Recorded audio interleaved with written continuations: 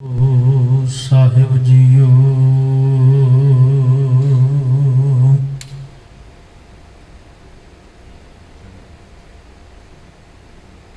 सज्जन सच्चा पातशाह सिर शाहां दे साहू जिस पास बैठिया सोईया सबना दा विसाहो जिस पास बैठिया सोईए सबना दा विसाहो।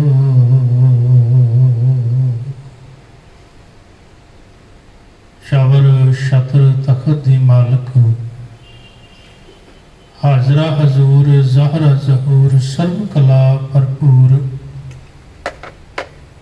साजी वार्ता दे प्रतीक गुरु गरीब नवाज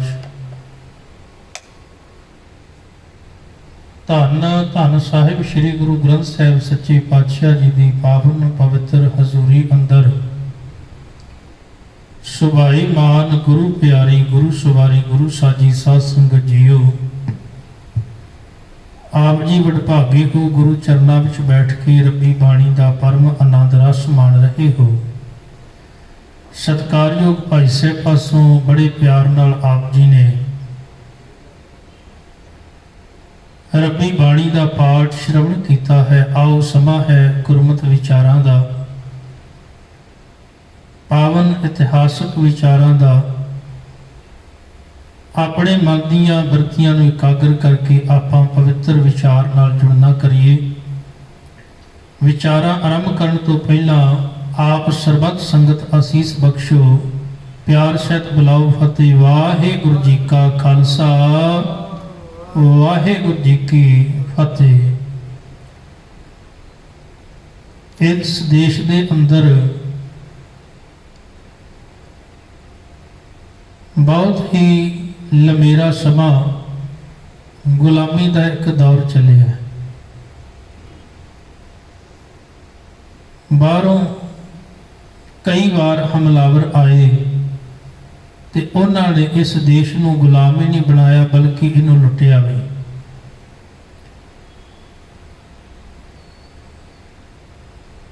कह लगे इस देश को लोग कदी सोने की चिड़ी आखते होंगे सन क्योंकि इत्थे दौलत बहुत सी, इत्थे कीमती खजाना बहुत सी। खास तौर पर धार्मिक मंदिरों के अंदर बड़े कीमती रतन अते हीरे जवाहरात जिहड़े हन वो मौजूद सन। इसकी भनक जिवें जिवें विदेशी हमलावरों को पता लग्या, हाकमां नूं पता लग्या, शासकों को पता लग्या तो उन्होंने समय समय ते आना ते इस देश को लुट के ते ले जाना। एक समा ऐसा आया कि ये देश उन्हों का गुलाम हो गया ते वो इस देश के उत्ते काबज हो गए। ते बहुत लंबा समा जिहड़ा है वो राज करते रहे। ये देश उस गुलामी नूं हंडाउंदा रहा। कुछ अपने धार्मिक लोग ਜਿਹੜੇ सन उन्हां दी मार इस समाज नूं पई ते कुछ कुछ ਜਿਹੜੇ बाहरी हमलावर सन उन्हां दी मार पई। ਜਿਹੜੇ लोग उन्हां हमलावर दे अगे खलोंदे ਜਿਹੜੇ हमला करन आउंदे ने तां ਉਹ लोग ਜਿਹੜੇ ਹਨ ज़्यादा ताकत होण कारण इन्हां नूं मलिया मेट करके ते निकल जाते। पर एक दौर वो आया जदों इस देश के अंदर भगतां ने आवाज़ बुलंद की ते गुरु साहबान सच्चे पातशाह जी ने जदों इस मनुखता वाल झाती मारी ते नज़र आया भी ये लोग अत दे गुलाम हो चुके ने ते उस गुलामी दे विचों बाहर कढ़ण वास्ते गुरु पातशाह जी ने फिर यत्न किए। भावें वो धार्मिक पक्ष तो या वो राजनीतिक पक्ष तो डावल डौल हो रही समाज की स्थिति को वेख के गुरु नानक पातशाह जी ने हालातों को बदलने का यत्न किया। भाई गुरदास जी ने बड़े प्यारे बचन लिखे ने कि जदों गुरु नानक देव सच्चे पातशाह इस संसार दे विच जगत विच आए ने तो उस समय कह लगे मानो एक सूरज जिवें चढ़िया होवे ते हनेरा जिहड़ा अलोप हो गया होवे। सतगुरु नानक प्रगटिया मिट्टी धुंध जग चानण हुआ, जोकर सूरज निकलिया तारे छपे अंधेर पलोआ, सिंह बुके मृगावली भन्नी जाए ना धीर धरोआ। गुरु नानक साहिब पातशाह जी की जिहड़ी गर्जना है ना वो शेर वर्गी सी ते जदों शेर गरजदा ते फिर जंगलों दे विच जिहड़े होर जीव जंत होंदे फिर वो दौड़ जाते हैं। हिरना की डार जिहड़ी इन्हों दौड़ जाती है। गुरु नानक देव पातशाह जी जो गरजे उन्हां दी गर्जना इन्नी ताकतवर सी कि जिहड़े लोग पाप करने वाले जुल्म करने वाले जाबर बिरती दे लोग सन या जिहड़े कर्म कांड ते पखंड करने वाले लोग सन उन्होंने भजना पै गया, टिक नहीं सके गुरु नानक साहब के सामने। असी हमेशा गुरु नानक साहब का एक भगती वाला पक्ष बहुत प्रचारिया है,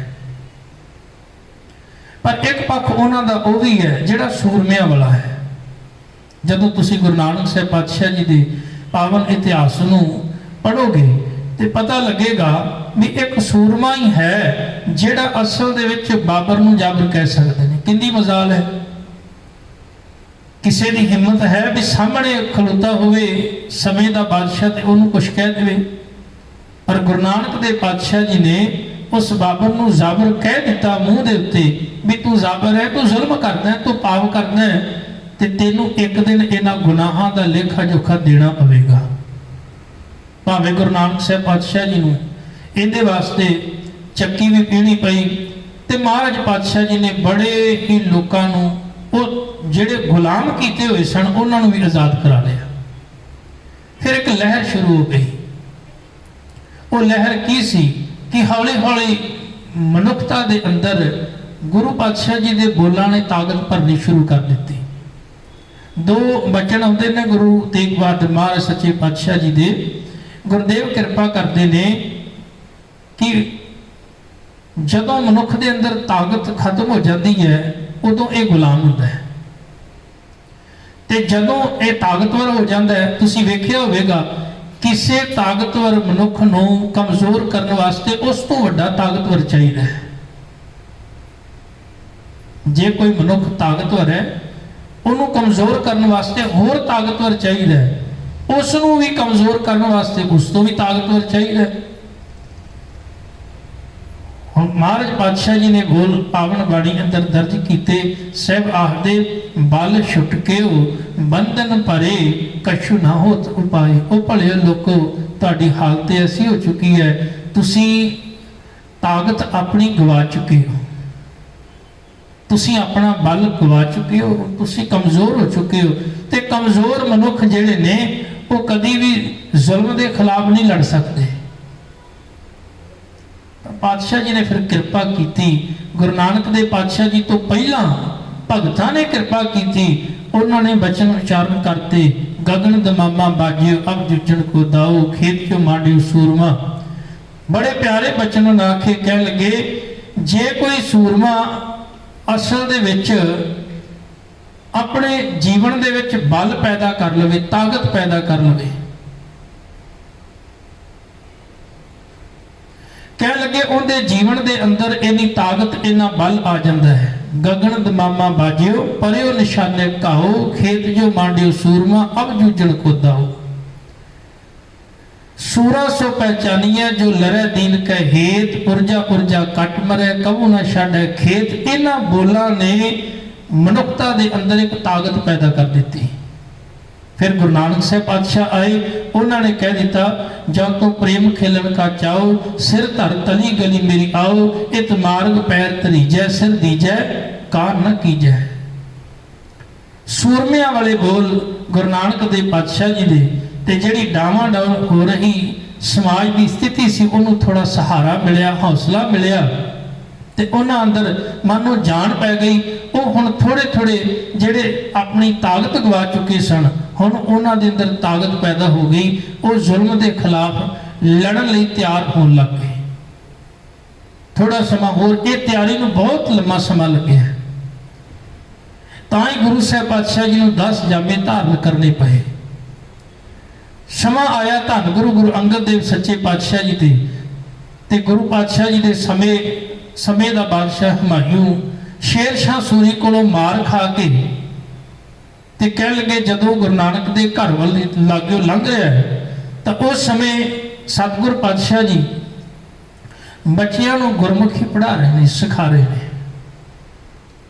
ਪਰ ਮਹਾਰਾਜ ਪਾਤਸ਼ਾਹ ਆਪਣੀ ਮੌਜ ਵਿੱਚ ਨੇ, ਕਿਉਂਕਿ ਗੁਰੂ ਪਾਤਸ਼ਾਹ ਜੀ ਉਹ ਆਪ ਬਾਦਸ਼ਾਹਾਂ ਦੇ ਬਾਦਸ਼ਾਹ ਨੇ ਤੇ ਇੱਕ ਹਾਰ ਖਾ ਕੇ ਆਇਆ ਹੋਇਆ ਬਾਦਸ਼ਾਹ ਜਿਹੜਾ ਦੁਨਿਆਵੀ ਬਾਦਸ਼ਾਹ ਹੈ, ਉਹ ਦੀਨ ਦੁਨੀ ਦੇ ਬਾਦਸ਼ਾਹ ਨੇ। ਇੱਕ ਕੇਵਲ ਰਾਜ ਦਾ ਬਾਦਸ਼ਾਹ ਮਾਰ ਖਾ ਕੇ ਆਇਆ, ਪਰ ਉਹਨੂੰ ਆਪਣੀ ਹੇਠੀ ਜਿਹੜੀ ਹੈ ਮਹਿਸੂਸ ਹੋਈ ਵੀ ਮੈਨੂੰ ਗੁਰੂ ਪਾਤਸ਼ਾਹ ਜੀ ਨੇ ਕੋਈ ਸਨਮਾਨ ਨਹੀਂ ਦਿੱਤਾ, ਮੈਂ ਇੱਕ ਰਾਜਾ ਇੱਕ ਬਾਦਸ਼ਾਹ। ਪਰ ਗੁਰੂ ਪਾਤਸ਼ਾਹ ਜੀ ਨੇ ਕੋਈ ਪਰਵਾਹ ਨਹੀਂ ਕੀਤੀ, ਕਿਉਂਕਿ ਇਸ ਘਰ ਦੇ ਵਿੱਚ ਇਹੋ ਜਿਹੇ ਕਈ ਬਾਦਸ਼ਾਹ ਆਉਂਦੇ ਤੇ ਕਈ ਜਾਂਦੇ। ਗੁਰੂ ਪਾਤਸ਼ਾਹ ਜੀ ਇਹੋ ਜਿਹੇ ਬਾਦਸ਼ਾਹਾਂ ਦੀ ਪਰਵਾਹ ਨਹੀਂ ਸਨ ਕਰਦੇ। ਹੁਣ ਜਦੋਂ ਹੁਮਾਯੂੰ ਨੇ ਵੇਖਿਆ ਤੇ ਉਹਨੇ ਆਪਣੀ ਤਲਵਾਰ ਦੀ ਮੁੱਠ ਨੂੰ ਹੱਥ ਪਾਇਆ ਵੀ ਮੇਰੀ ਤਾਂ ਬੇਕਦਰੀ ਹੋਈ ਹੈ। ਜਦੋਂ ਉਹਨੇ ਤਲਵਾਰ ਦੀ ਮੁੱਠ ਨੂੰ ਹੱਥ ਪਾਇਆ ਤੇ ਗੁਰੂ ਅੰਗਦ ਸਾਹਿਬ ਪਾਤਸ਼ਾਹ ਜੀ ਉਸ ਵੇਲੇ ਬੋਲ ਪਏ, ਕਹਿਣ ਲੱਗੇ ਹੁਮਾਯੂੰ ਤੂੰ ਇੱਕ ਦਰਵੇਸ਼ ਉੱਤੇ ਰੱਬੀ ਫਕੀਰ ਉੱਤੇ ਕਹਿ ਲਗੇ ਆਪਣੀ ਇਹ ਤਾਕਤ ਜਿਹੜੀ ਹੈ ਅਜ਼ਮਾਣੀ ਚਾਹੁੰਦਾ ਹੈ। ਪਰ ਤੈਨੂੰ ਪਤਾ ਹੈ ਜਦੋਂ ਤੂੰ ਸ਼ੇਰ ਸ਼ਾਹ ਸੂਰੀ ਦੇ ਸਾਹਮਣੇ ਮੈਦਾਨੇ ਜੰਗ ਦੇ ਵਿੱਚ ਲੜ ਰਿਹਾ ਸੀ ਉਦੋਂ ਤੇਰੀ ਇਹ ਤਲਵਾਰ ਖੁੰਡੀ ਕਿਉਂ ਹੋ ਗਈ ਸੀ, ਉੱਥੋਂ ਭੱਜ ਕਿਉਂ ਗਿਆ, ਤੂੰ ਉਹਦਾ ਮੁਕਾਬਲਾ ਕਿਉਂ ਨਹੀਂ ਕੀਤਾ? ਜੇ ਤੂੰ ਵਾਕਿਆ ਹੀ ਇੰਨਾ ਸੂਰਬੀਰ ਸੈਂ ਤੇ ਫਿਰ ਇੱਕ ਰੱਬੀ ਦਰਵੇਸ਼ ਅੱਗੇ ਆਪਣੀ ਤਲਵਾਰ ਨੂੰ ਚੁੱਕਣ ਦੀ ਬਜਾਏ ਉਸ ਬਾਦਸ਼ਾਹ ਦੇ ਅੱਗੇ ਆਪਣੀ ਤਲਵਾਰ ਨੂੰ ਅਜ਼ਮਾਉਂਦਾ ਚਲਾਉਂਦਾ, ਤਾਂ ਜੋ ਪਤਾ ਲੱਗਦਾ ਵੀ ਅਸਲ ਦੇ ਵਿੱਚ ਕਿਹੜਾ ਸੂਰਬੀਰ ਹੈ, ਕਿਹੜਾ ਯੁੱਧ ਹੈ। ਸ਼ੇਰ ਸ਼ਾਹ ਸੂਰੀ ਤੋਂ ਮਾਰ ਖਾ ਕੇ ਆਇਆ ਹੁਮਾਯੂੰ ਜਦੋਂ ਗੁਰੂ ਘਰ ਦੇ ਵਿੱਚੋਂ ਇਹ ਬੋਲ ਸੁਣੇ ਤਾਂ ਉਹਦਾ ਸਿਰ ਜਿਹੜਾ ਝੁਕ ਗਿਆ। ਸਮਾਂ ਆਇਆ ਧੰਨ ਗੁਰੂ ਅਮਰਦਾਸ ਸੱਚੇ ਪਾਤਸ਼ਾਹ ਜੀ ਦਾ, ਗੁਰਦੇਵ ਪਿਤਾ ਨੇ ਵੀ ਕਿਰਪਾ ਕੀਤੀ ਤੇ ਮਨੁੱਖਤਾ ਨੂੰ ਹੌਸਲਾ ਦਿੱਤਾ ਤੇ ਰੱਬੀ ਗਿਆਨ ਦੇ ਨਾਲ ਮਨੁੱਖਤਾ ਨੂੰ ਪਰਮੇਸ਼ਰ ਦੇ ਹੋਰ ਚਰਨਾਂ ਨਾਲ ਜੋੜਿਆ ਤੇ ਮਨੁੱਖ ਜਿਹੜਾ ਹੈ ਹੁਣ ਤੱਕ ਇੰਨਾ ਤਿਆਰ ਹੋ ਚੁੱਕਿਆ ਸੀ ਕਿ ਗੁਰੂ ਅਮਰਦਾਸ ਸੱਚੇ ਪਾਤਸ਼ਾਹ ਜੀ ਦੇ ਚਰਨਾਂ ਦੇ ਵਿੱਚ ਇੱਕ ਬਾਦਸ਼ਾਹ ਚੱਲ ਕੇ ਆਉਂਦਾ ਅਕਬਰ। ਜਦੋਂ ਉਹ ਦਰ ਤੇ ਚੱਲ ਕੇ ਆਉਂਦਾ ਹੈ ਤਾਂ ਉਹਨੂੰ ਪਹਿਲੀ ਗੱਲ ਇਹ ਦੱਸੀ ਜਾਂਦੀ ਹੈ ਵੀ ਤੂੰ ਪੰਗਤ ਵਿੱਚ ਬੈਠ ਕੇ ਲੰਗਰ ਛਕਣਾ ਹੈ।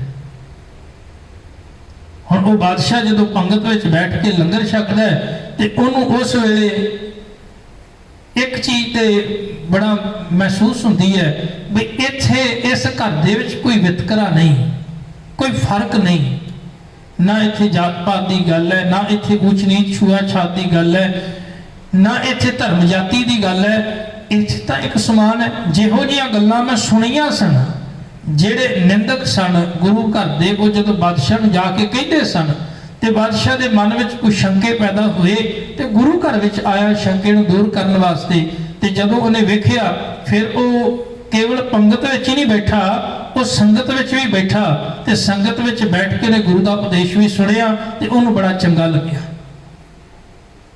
ਹੁਣ ਲੋਕਾਂ ਦੇ ਅੰਦਰ ਇੱਕ ਹੋਰ ਜਿਹੜਾ ਹੈ ਵਿਚਾਰ ਪੈਦਾ ਹੋ ਗਿਆ ਵੀ ਸਮੇਂ ਦਾ ਬਾਦਸ਼ਾਹ ਹੋਵੇ ਅਕਬਰ ਤੇ ਉਹ ਪੰਗਤ ਵਿੱਚ ਬੈਠ ਕੇ ਸਾਡੇ ਨਾਲ ਲੰਗਰ ਛਕ ਰਿਹਾ ਹੋਵੇ ਤੇ ਉਹ ਵੀ ਗੁਰੂ ਘਰ ਦੇ ਵਿੱਚ ਨਤਮਸਤਕ ਹੋਇਆ ਹੋਵੇ, ਇੱਕ ਬਹੁਤ ਵੱਡੀ ਗੱਲ ਹੁੰਦੀ ਹੈ। ਤਾਂ ਲੋਕਾਂ ਦੇ ਅੰਦਰ ਜਿਹੜਾ ਇੱਕ ਡਰ ਸੀ ਉਹ ਸਹਿਜੇ ਸਹਿਜੇ ਨਿਕਲਣਾ ਸ਼ੁਰੂ ਹੋ ਗਿਆ। ਸਮਾਂ ਆਇਆ ਗੁਰੂ ਰਾਮਦਾਸ ਸੱਚੇ ਪਾਤਸ਼ਾਹ ਜੀ ਦਾ, ਗੁਰਦੇਵ ਪਾਤਸ਼ਾਹ ਜੀ ਦੇ ਵੀ ਰੱਬੀ ਗਿਆਨ ਦੇ ਰਾਹੀਂ ਮਨੁੱਖਤਾ ਨੂੰ ਪਰਮਾਰਥ ਦੇ ਰਾਹ ਤੇ ਤੋਰਦਿਆਂ ਹੋਇਆਂ ਇਹ ਗੱਲ ਯਾਦ ਰੱਖਣ ਵਾਸਤੇ ਕਿ ਤੁਸੀਂ ਭਾਈ ਇਸ ਸੰਸਾਰ ਦੇ ਅੰਦਰ ਗੁਲਾਮੀ ਨਹੀਂ ਸਹਿਣੀ, ਗੁਲਾਮੀ ਨਹੀਂ ਬਰਦਾਸ਼ਤ ਕਰਨੀ, ਬਲਕਿ ਜੀਵਨ ਵਿੱਚ ਕਿੰਨੀਆਂ ਮੁਸ਼ਕਲਾਂ ਕਿਉਂ ਨਾ ਆ ਜਾਣ ਉਹਨਾਂ ਮੁਸ਼ਕਲਾਂ ਨਾਲ ਲੜਨਾ ਸਿੱਖੋ। ਗੁਰੂ ਰਾਮਦਾਸ ਪਾਤਸ਼ਾਹ ਜੀ ਦਾ ਆਪਣਾ ਜੀਵਨ ਇੰਨੀਆਂ ਮੁਸ਼ਕਲਾਂ ਨਾਲ ਭਰਿਆ ਹੋਇਆ ਸੀ। ਬਚਪਨ ਤੋਂ ਹੀ ਮਾਂ-ਬਾਪ ਗਵਾ ਕੇ ਤੇ ਉਹ ਗੁਰੂ ਦੇ ਸ਼ਰਨ ਵਿੱਚ ਆਏ ਸਨ ਤੇ ਉਹਨਾਂ ਨੇ ਹਰ ਇੱਕ ਮੁਸ਼ਕਲ ਨੂੰ ਵੇਖਿਆ ਸੀ ਤੇ ਲੋਕਾਂ ਨੂੰ ਦੱਸਿਆ ਵੀ ਕਿਵੇਂ ਮੁਸ਼ਕਲਾਂ ਦਾ ਸਾਹਮਣਾ ਕਰੀਦਾ। ਮੁਸ਼ਕਲਾਂ ਤੋਂ ਡਰ ਕੇ ਦੌੜੀਦਾ ਜਾਂ ਭੱਜੀਦਾ ਨਹੀਂ। ਫਿਰ ਧੰਨ ਗੁਰੂ ਅਰਜਨ ਦੇਵ ਸੱਚੇ ਪਾਤਸ਼ਾਹ ਜੀ ਜਿਨ੍ਹਾਂ ਨੇ ਆਪਣੇ ਆਪ ਦੀ ਕੁਰਬਾਨੀ ਕਰ ਦਿੱਤੀ, अपना आपा जिहड़ा है वो निशावर कर दिता। काहदे वास्ते? इन्हां गुलाम होए लोकां नूं आज़ाद करने वास्ते, जिहड़े एक लंबी गुलामी भोग रहे सन। धन गुरु अर्जन देव सच्चे पातशाह जी के चरणों के विच कभी साईं मियाँ मीर जी आए सन, तो उन्होंने एक बचन रबी बाणी का सुनिया अपने कन्ना दे नाल। गुरु पातशाह जी कीर्तन कर रहे हैं तो अपने कन्ना नाल बचन सुनिया, तन मन काट काट सब अरपी विच अग्नि आप जलाई। साईं मियाँ मीर जी ने आख्या, कह लगे सतगुरु समर्थ हो, ते समर्थ गुरु दे अगे कभी भी कह लगे शंका लैके नहीं बैठना चाहिए, अपने शंके नूं अगे रख के ते उस शंके नूं दूर कर लेना चाहिए। तुसी समर्थ हो, कृपा करो मेरे अंदर एक शंका आ गया, भी शंका नूं दूर कर दिओ। गुरु साहब कह आखते ने, कह लगे बिल्कुल कभी भी मन के अंदर शंका नहीं रहना चाहिए, गुरु हर एक शंके नूं दूर कर देता है। दसो, कह लगे गुरुदेव पातशाह जी आप जी ने शब्द पढ़िया गुरु रामदास सच्चे पातशाह जी का, तन मन काट काट सब अरपी विच अग्नि आप जलाई। कई बारी कवि के ख्याल बहुत उच्चे होते हैं, या कवि अपनी गल नूं बड़ी वधा चढ़ा के कह देता है गुरुदेव पातशाह जीओ कि वाकया ही ये जो बचन हैं ये जीवन दे विच इस तरह ये अर्थ हो सकते हैं जिवें ये उच्चारण किए गए हैं। महाराज पातशाह जी ने आख्या बिल्कुल समा आवेगा दसांगे। अज जदों गुरु अर्जन देव पातशाह जी तत्ती तवी ते बैठे, थले आती जिहड़ी है अग बल रही है, उधरों गर्मी का अठ का जेठ का महीना, उतों गर्म रेत पै रही है, ते साईं मियाँ मीर जी आके जदों गुरु पातशाह जी दीदार करते हैं तो उन्होंने को फिर वेख्या नहीं जाता। पातशाह एक ही भाड़ा वरता रहे हो। गुरु पातशाह कह लगे साईं मियाँ मीर जी कभी तुसी सानू पुछया सी तन मन काट काट सब अरपी विच अग्नि आप जलाई कि दे अर्थ हो सकते ने? कह लगे असीं उहदे अर्थ कर रहे हैं। आखो सतनाम श्री वाहिगुरू। महाराज पातशाह दे बाणी दे हर एक बचन दे अर्थ हो सकते ने ते वाकई सिखां ने करके विखाए, गुरु साहिबान ने अर्थ करके विखाए, उन्हां मरजीवड़ियां ने करके विखाए। गुरबाणी दे एक एक बचन नूं अपने जीवन में हंडा के विखाया भी किवें जीवन में कमाया जाता है।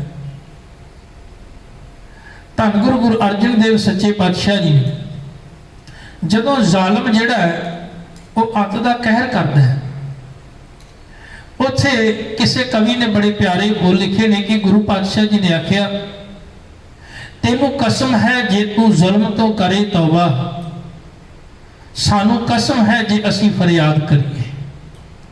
कह लगे भी तेनू अज कसम आ भी तू जिन्ना जुल्म करना है ना तू मेरे ते कर ले, और मैं तेरे अगे फरियाद नहीं करांगा।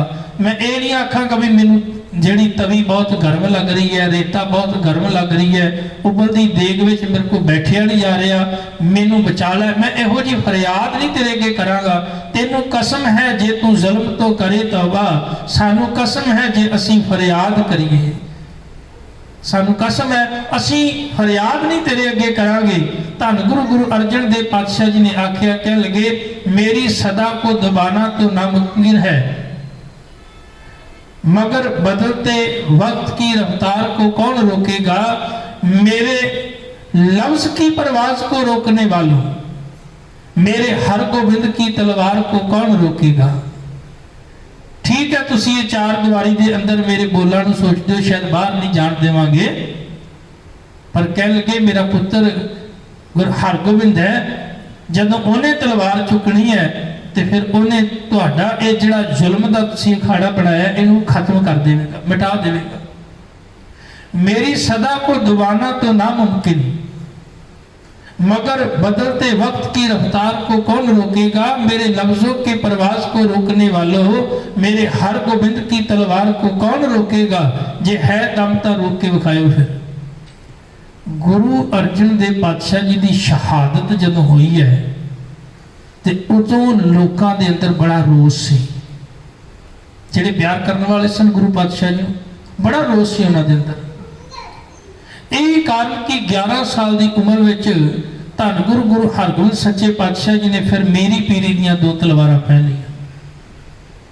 कह लगे केवल सिख के घर दे विच केवल भगती की गल नहीं है, शक्ति की गल भी नाल हुंदी है। ਅਸਲ ਦੇ ਵਿੱਚ ਫੁੱਲ ਨੂੰ ਬਚਾਉਣ ਵਾਸਤੇ ਕੰਡਿਆਂ ਦੀ ਲੋੜ ਹੁੰਦੀ ਹੈ। ਤੁਸੀਂ ਕਦੀ ਵੇਖੋ ਜਿਹੜਾ ਫੁੱਲ ਹੈ ਰੱਬ ਨੇ ਉਹਦੇ ਨਾਲ ਕੰਡੇ ਕਿਉਂ ਪੈਦਾ ਕੀਤੇ? ਇਸ ਕਰਕੇ ਵੀ ਫੁੱਲ ਨੂੰ ਕੋਈ ਤੋੜੇ ਨਾ। ਜਦੋਂ ਆਪਾਂ ਵੇਖਦੇ ਹਾਂ ਫਸਲ ਦੇ ਚਾਰੇ ਪਾਸੇ ਵਾੜ ਕਿਉਂ ਕੀਤੀ ਜਾਂਦੀ? ਉਸ ਫਸਲ ਨੂੰ ਕੋਈ ਉਜਾੜ ਨਾ ਜਾਵੇ, ਕੋਈ ਅਵਾਰਾ ਪਸ਼ੂ। ਸੱਚ ਜਾਣਿਓ, ਭਗਤੀ ਨੂੰ ਬਚਾਉਣ ਵਾਸਤੇ ਸ਼ਕਤੀ ਦੀ ਲੋੜ ਹੈ। ਸ਼ਕਤੀ ਤੋਂ ਬਿਨਾਂ ਭਗਤੀ ਬਚ ਨਹੀਂ ਸਕਦੀ। ਜੇ ਭਗਤੀ ਨੂੰ ਬਚਾਉਣਾ ਹੈ ਤੇ ਸ਼ਕਤੀ ਦੀ ਲੋੜ ਸੀ। ਇਸ ਕਰਕੇ ਗੁਰੂ ਪਾਤਸ਼ਾਹ ਜੀ ਨੇ ਆਖਿਆ, ਕਹਿਣ ਲੱਗੇ ਵੀ ਭਗਤੀ ਜਿਹੜੀ ਹੈ ਜੇ ਉਹਦੀ ਰੱਖਿਆ ਕਰਨੀ ਹੈ ਤੇ ਫਿਰ ਸ਼ਕਤੀ ਦੀ ਲੋੜ ਪਵੇਗੀ। ਪਰ ਮਹਾਰਾਜ ਨੇ ਇਸ ਕਰਕੇ ਮੀਰੀ ਪੀਰ ਦੀਆਂ 2 ਤਲਵਾਰਾਂ ਪਹਿਨੀਆਂ, ਫਿਰ 4 ਜੰਗਾਂ ਲੜੀਆਂ ਤੇ ਚਾਰੇ ਜਿੱਤੀਆਂ। ਸਮਾਂ ਆਇਆ, ਧੰਨ ਗੁਰੂ ਹਰਿਰਾਏ ਮਹਾਰਾਜ ਪਾਤਸ਼ਾਹ ਜੀ ਦਾ ਗੁਰਦੇਵ ਪਿਤਾ ਨੇ ਵੀ ਇਹ ਗੱਲ ਆਖ ਦਿੱਤੀ। ਇੱਕ ਗੱਲ ਜਿਹੜੀ ਵਿੱਚ ਰਹਿ ਗਈ ਹੈ, ਯਾਦ ਰੱਖਿਓ, ਗੁਰੂ ਨਾਨਕ ਸਾਹਿਬ ਪਾਤਸ਼ਾਹ ਜੀ ਤੋਂ ਲੈ ਕੇ ਤੇ ਗੁਰੂ ਰਾਮਦਾਸ ਮਹਾਰਾਜ ਪਾਤਸ਼ਾਹ ਜੀ ਤੱਕ ਤਕਰੀਬਨ ਇਸ ਘਰ ਦੇ ਵਿੱਚ ਕੋਈ ਵੀ ਐਸਾ ਮਨੁੱਖ, ਕੋਈ ਵੀ ਐਸਾ ਸਿੱਖ ਨਹੀਂ ਸੀ ਹੋਇਆ ਜਿਹੜਾ ਕਿ ਸਰਕਾਰ ਦੀ ਬੋਲੀ ਬੋਲਦਾ ਹੋਵੇ। ਕੋਈ ਵੀ ਨਹੀਂ ਸੀ। ਪਹਿਲੀ ਵਾਰ ਬਾਬਾ ਪ੍ਰਿਥੀ ਚੰਦ ਸੀ ਜਿਹੜਾ ਸਰਕਾਰ ਦੀ ਬੋਲੀ ਬੋਲਣ ਲੱਗਾ ਸੀ ਪਹਿਲਾਂ। ਤੇ ਉਸੇ ਪ੍ਰਿਥੀ ਚੰਦ ਨੂੰ ਗੁਰੂ ਪਾਤਸ਼ਾਹ ਜੀ ਨੇ ਨਕਾਰ ਦਿੱਤਾ ਸੀ। ਫਿਰ ਉਹਨੂੰ ਬਿਲਕੁਲ ਨਕਾਰ ਦਿੱਤਾ ਸੀ। ਫਿਰ ਅੱਗੇ ਸਮਾਂ ਆਇਆ ਜਦੋਂ ਗੁਰੂ ਹਰਿਰਾਏ ਮਹਾਰਾਜ ਪਾਤਸ਼ਾਹ ਜੀ ਦੇ ਵੇਲੇ, ਤੇ ਉਦੋਂ ਬਾਬਾ ਧੀਰਮਲ ਜਿਹੜੇ ਨੇ ਉਹਨਾਂ ਨੇ ਫਿਰ ਸਰਕਾਰ ਦੀ ਬੋਲੀ ਬੋਲਣੀ ਸ਼ੁਰੂ ਕਰ ਦਿੱਤੀ। ਹੁਣ ਤਾਂ ਗੁਰੂ ਤੇਗ ਬਹਾਦਰ ਮਹਾਰਾਜ ਤੇ ਗੋਲੀ ਤੱਕ ਚਲਵਾਈ ਹੈ।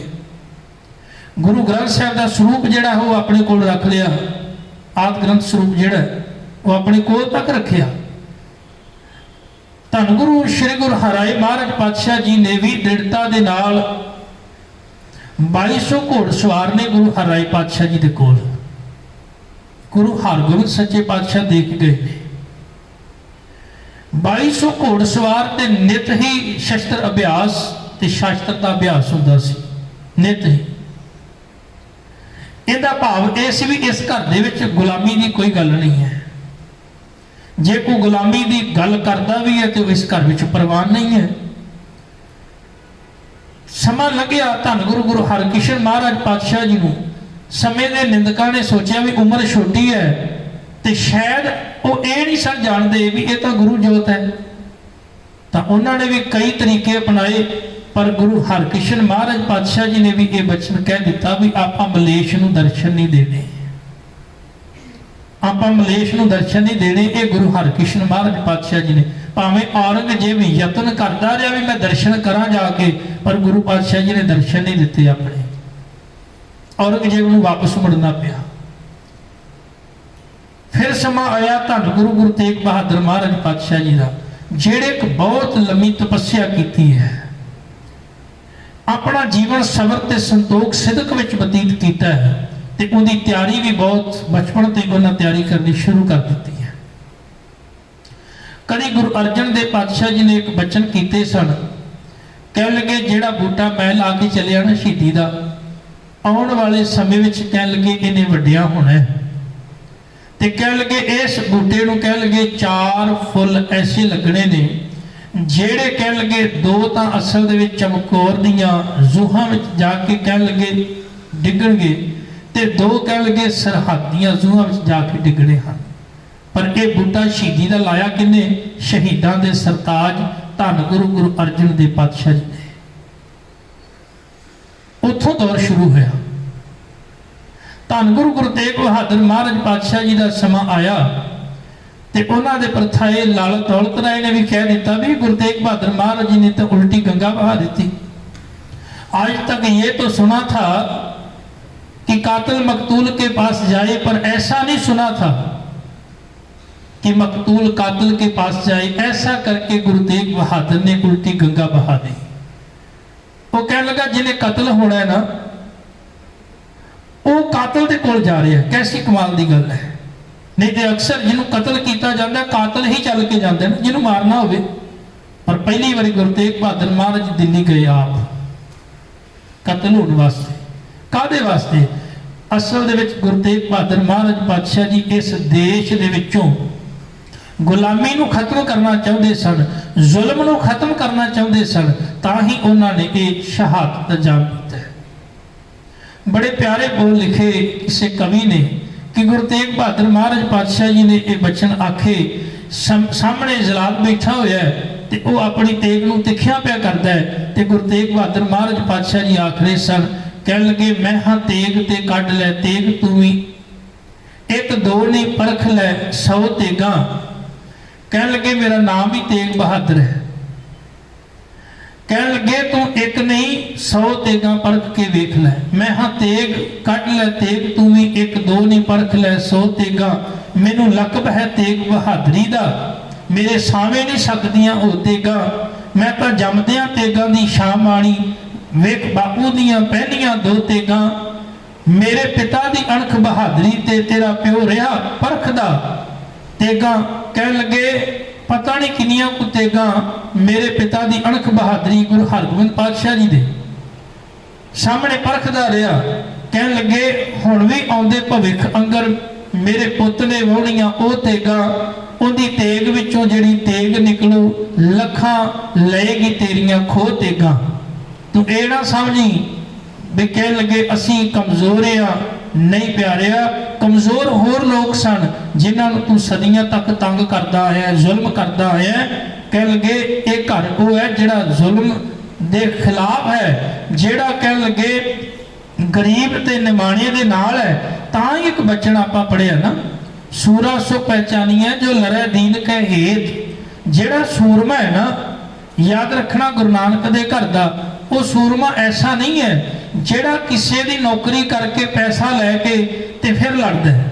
ਅਕਸਰ ਕੀ ਹੋਇਆ ਕਰਦਾ ਸੀ ਪੁਰਾਣੇ ਸਮਿਆਂ ਵਿੱਚ, ਰਾਜਿਆਂ ਨੇ ਫੌਜ ਰੱਖੀ ਹੁੰਦੀ ਸੀ ਤੇ ਰਾਜੇ ਉਹਨਾਂ ਨੂੰ ਪੈਸੇ ਦਿੰਦੇ ਸਨ ਤੇ ਉਹ ਤਾਂ ਅੱਗੋਂ ਲੜਦੇ ਹੁੰਦੇ ਸਨ।